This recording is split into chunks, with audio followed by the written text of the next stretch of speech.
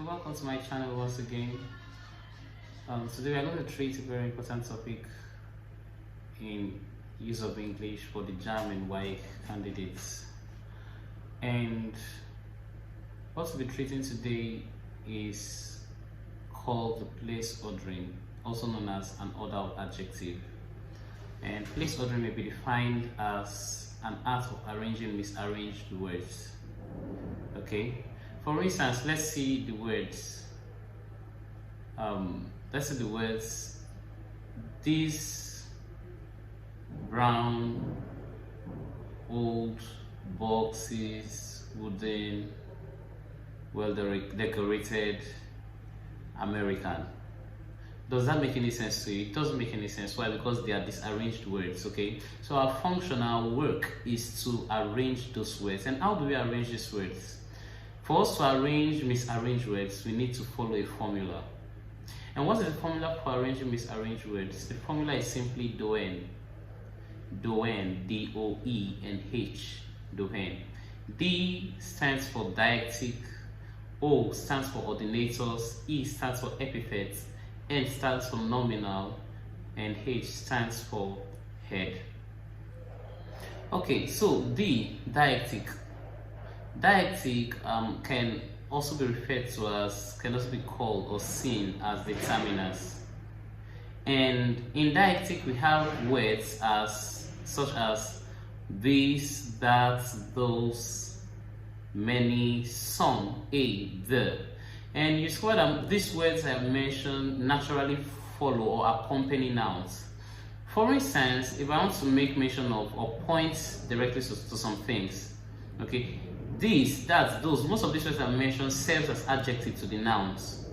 Okay, so I want to point out as a demonstrative adjective. I can say that girl, those children, these girls, this boy.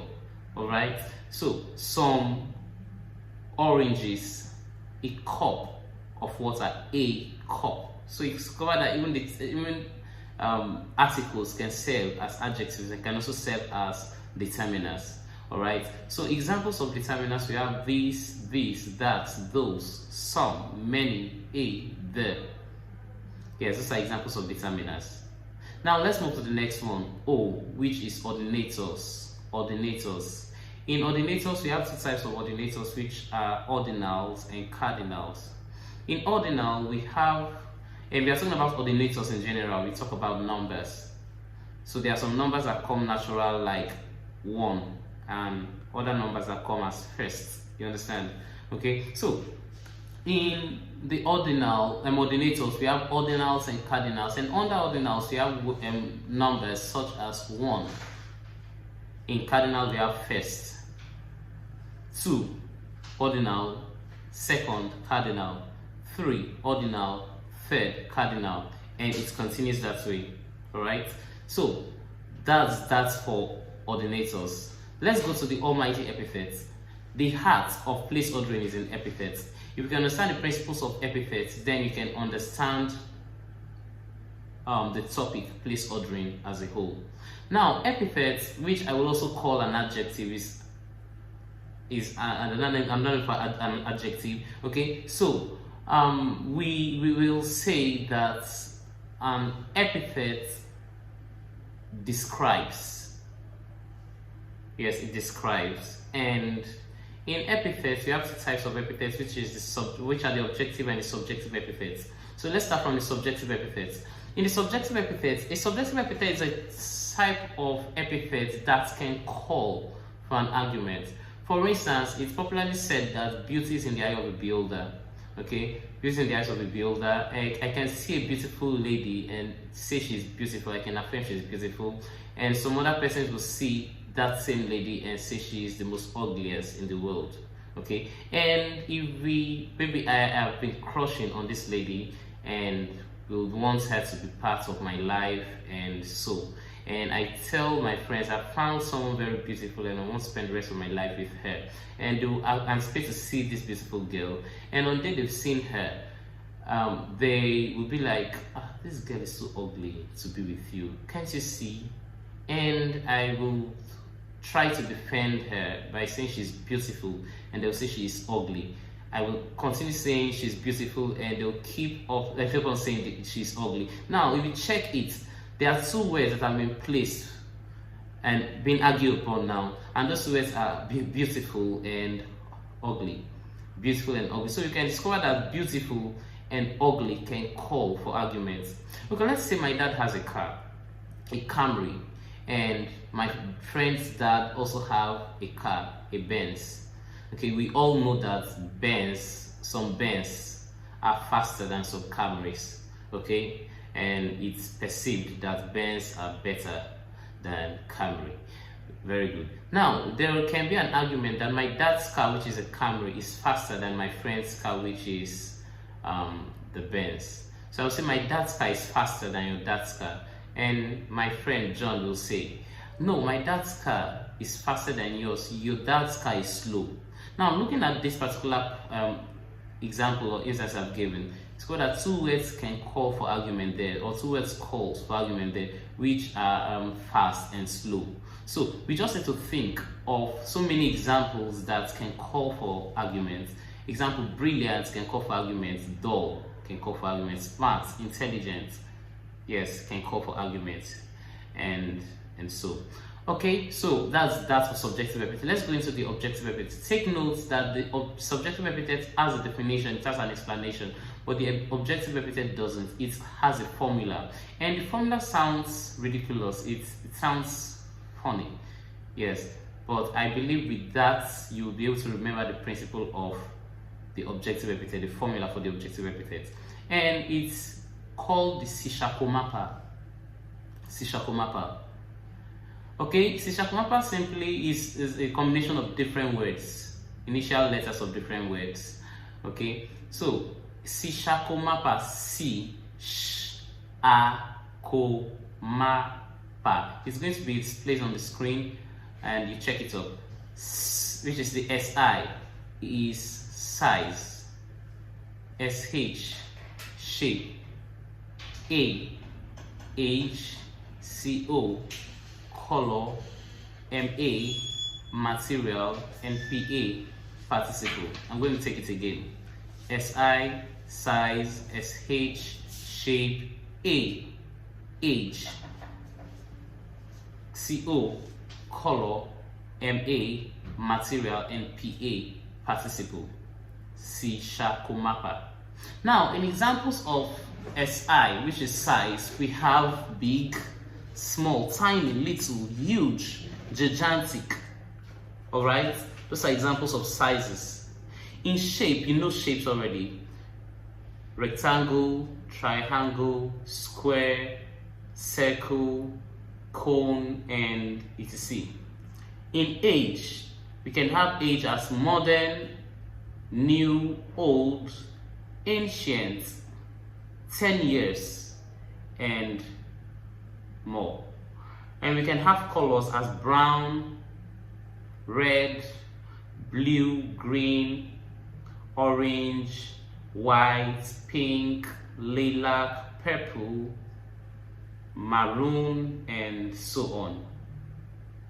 Then in the material, we can have a wooden material, we can have a fabric material, we can have a glass material, we can have a metal material, and some other materials, plastic, rubber, and so.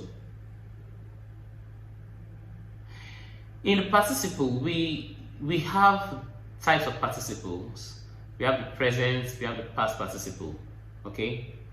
Okay, so we are going to focus on the past participle here, and the participle marker in place ordering are ed and en. Participle markers in place ordering are ed and en. So by the time you've seen a word which is a verb, remember we're talking about participle, we're talking about verbs. Example, well decorated. Well decorated, example I've given above or earlier. Well decorated, you can see it, right? It's a verb with the marker ed. That's an example of a participle. Okay, so we have the participle, which is the last formula for the objective epithet. Now let's go to the next part, doen, deictic ordinal, epithet. Now let's go into nominal. Nominal talks about place and origin of people. For instance, I am from Nigeria, so I am a Nigerian. Some other persons can come from America and they are Americans. I am an African because I am from Africa. Alright? So we can have examples in nominal as American, Nigerian, African, European, Lagosian, Cross-Riverian, okay, and so on. So those are examples under the nominal rule. And in the last one, which is the head, remember, if you are talking about place order, we are talking about adjectives. And adjectives cannot just be alone. Adjective must describe a noun or a pronoun. An adjective must describe a noun or a pronoun. So in the last one, and all adjectives must come before the noun or pronouns they describe. They must come before the noun or pronouns describe. And that is the order we followed in the principle. Doen, deictic, ordinal, epithet, nominal. All of them have come before the head. H then means the head, which is the main noun, which is the noun of the sentence, the head. Deictic, ordinal, epithet, deictic, ordinators, epithets, nominal, and noun, the head. We are rounding off already. Deictic, ordinators, epithets, nominal, and head. The head will the head can be any noun in that arrangement. Alright? So we place the head last. We place deictic first. We place ordinal. In ordinators we have two. We place deictic first. So you look for how you're going to arrange it now. You see those words I've given that have been misarranged. You are going to place deictic, a word that indicates or represents deictic. You place it first. Then go to ordinators. Look for a word that falls under ordinals and place it next. Then look for the one under cardinal and place it next. Okay? Go to epithets. Look for subjective epithets if you found one and place it next. After that, go to objective epithets. In objective epithet, the formula Sishakomapa. Go to size. If you found a word that represents size, place it there. Go to shape. If you found a word that represents shape, place it next. Go to age. If you found a word that represents age, place it next. Go to color. If you found a word that represents color, place it there. Go to materials. If you found a word that represents materials, place it next. And go to participles. If you found a word that represents participle, you place it next also. Alright? Now, you go to nominals. If you found a word that represents nominals, you place it there. Now, in the Sishakomapa, in materials, take notes. Sishakomapa in materials, MA. You might see something as wooden. Wooden. Don't get confused. At that point, wooden is not a verb that takes the past participle marker. It's not. It's an adjective. Okay? It's an adjective. Now, you follow that procedure from the first rule to the next rule and other components under that particular rule. You follow them in sequence, the way they are arranged, the way it has been explained to you. Okay? And by the time you've done that, you can now compare your results with what you've gotten earlier, the examples I've given earlier. Merge them up, okay, compare them and see which sounds more beautiful. Now, the example I'm going to give, we are going to tackle, will be up to 11 words. For those of you sitting for JAMB and WAEC exams, this is a secret I'm giving you. Don't play with this topic. It's vital. It's vital. It's very important for you not to joke with it. Okay? So, I'm going to give up to 11 words, and in your JAMB exams, you will see examples or questions that have in its options that have just 4, 3, 5 words. Alright, so if you are able to tackle 11 words, I believe 5 words are nothing for you to tackle also.